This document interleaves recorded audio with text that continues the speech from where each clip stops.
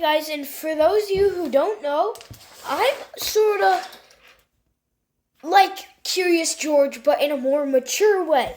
Because a lot of times I like to experiment with electricity and wires and stuff. So today, I think I just defined the law of electricity. So I made a little fan configuration here, as you can see, hopefully. And so usually I had to put the plus on this side, the red wire. But in this case, I put it on the left side, and usually when I put it on the right side, the fan would spin one way, and it would be like that.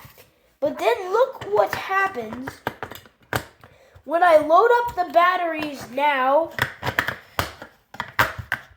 Look, it does nothing at first. And then look, it spins the other direction. But the thing is, if we switch those two things around, since this has LED lights on it, look, plug it in like that. Look, now the lights turn on. It's all the way the electricity flows in series and parallel. And I'll put a link in the description.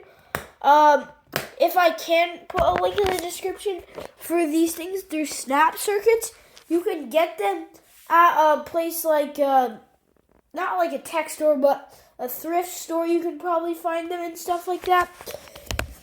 But anyway, you can also, the cool thing about these Snap Circuits is, if you get some of the specific sets, you can find yourself with one of these things.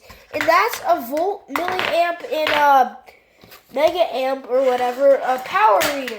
So look, I can just test how many, so this is a battery box, right?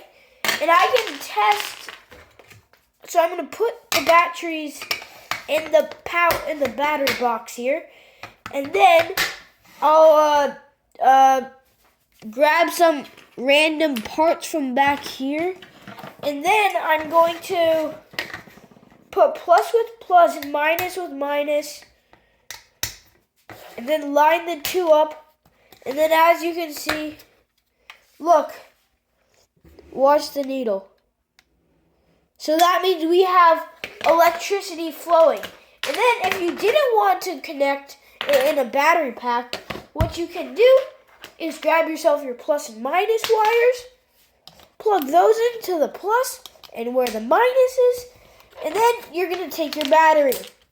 Then you're going to, where the plus is, put the plus one, which is usually the red one, and then you're going to take your ground wire, other than the minus, which is the black one, and then look.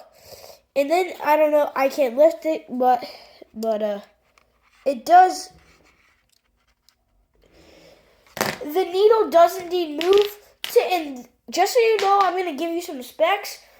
A lot of times, AAA batteries are supposed to be up to 1.5 volts, AA 1.5, C's and D's are usually just 1.5s, and then some are 3.5s, and then the, I can't think of what type they are. But there's also batteries with 9 volts, and then it just goes to 12 volts, which are car batteries. So there's some specs for you. Look into that further, because I'm not sure if that's exactly correct. But there you go. At least you got a little bit of a lesson on circuitry. And also, I learned this the hard way. Don't leave your batteries in a flashlight for more than a year, or they'll go corrupt. Don't forget to like and subscribe. It supports me a lot, and have a good day.